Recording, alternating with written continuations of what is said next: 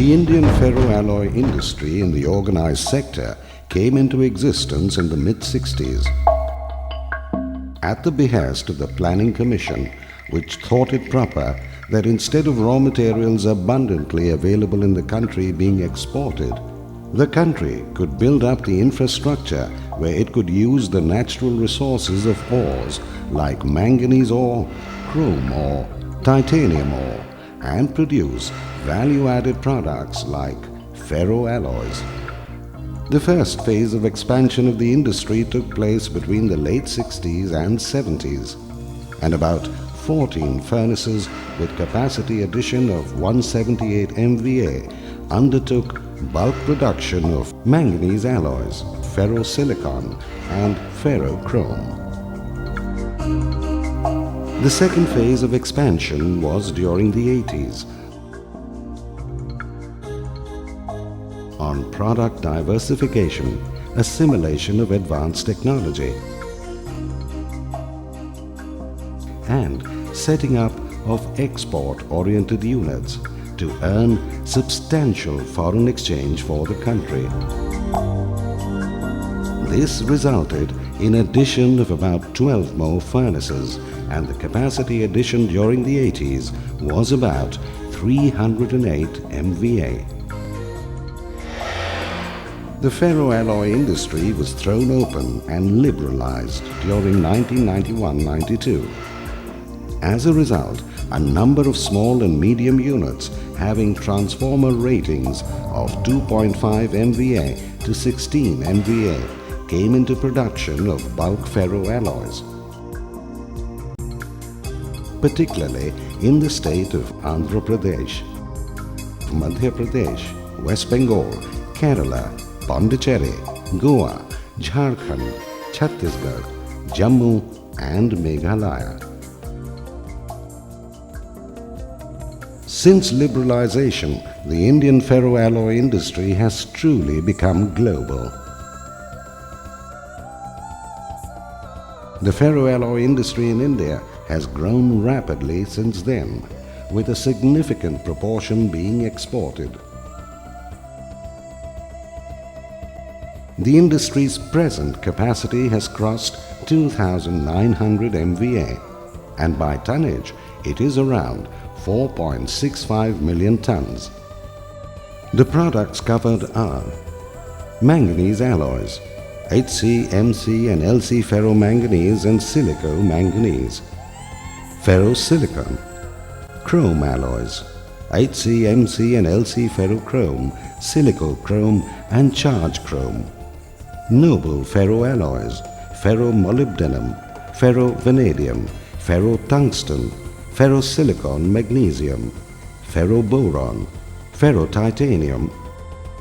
Like the software industry that propelled India to global fame and made India the hub of software development, properly nurtured, the Indian ferroalloy industry has the potential to make India the hub for ferroalloys to the world.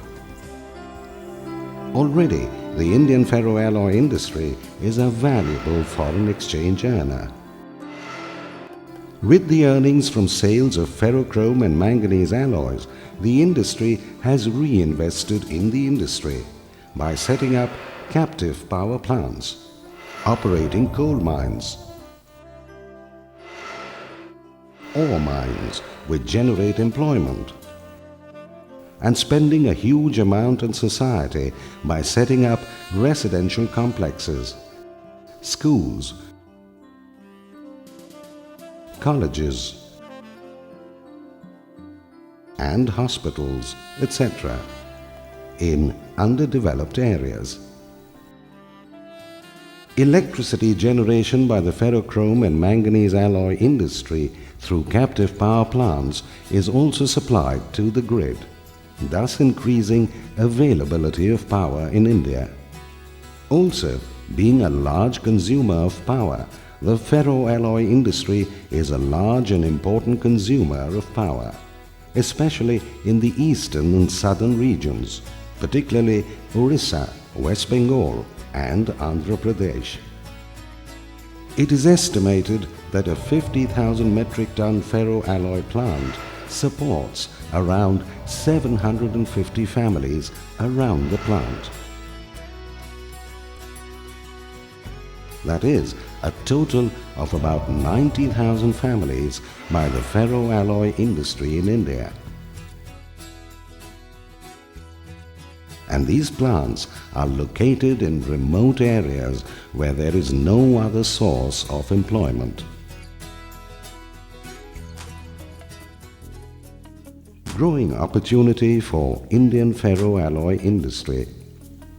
The steep increase in power tariff in South Africa and China, coupled with increases in freight and labor, have decreased competitiveness of these countries and has resulted in a sharp reduction in ferroalloy exports from China, which has turned into a net ferroalloy importer since 2009.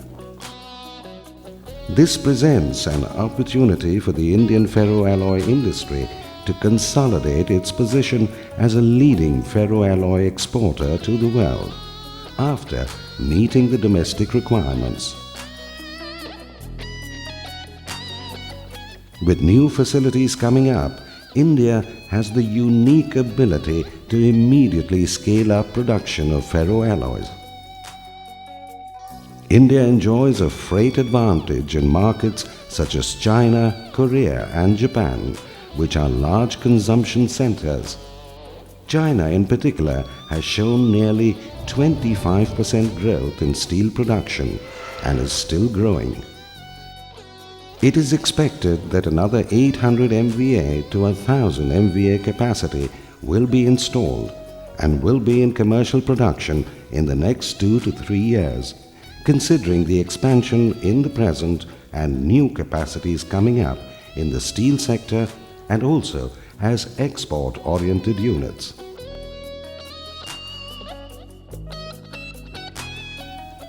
Other advantages include comparable power, labor and inland freight costs to major ferroalloy production regions like China, availability of technically qualified people and the domestic availability of ore. Indian Ferroalloy Producers Association, IFAPA, is committed to the growth of the ferroalloy industry in India. IFAPA is imbued with the philosophy that while individual initiative, enterprise and efforts are the foundation of a nation's progress, a cooperative and complementary functioning of the ferroalloy industry is needed for consensus in all its interfacing activities with various outside agencies like the government and other industry bodies. IFAPA is thus the sole industrial body that interfaces with the government, trade and other industry bodies. Educational and R&D institutions on legal, tenurial, fiscal, regulatory, forests and environmental, all matters connected with the functioning of the ferroalloy industry on a continuing basis.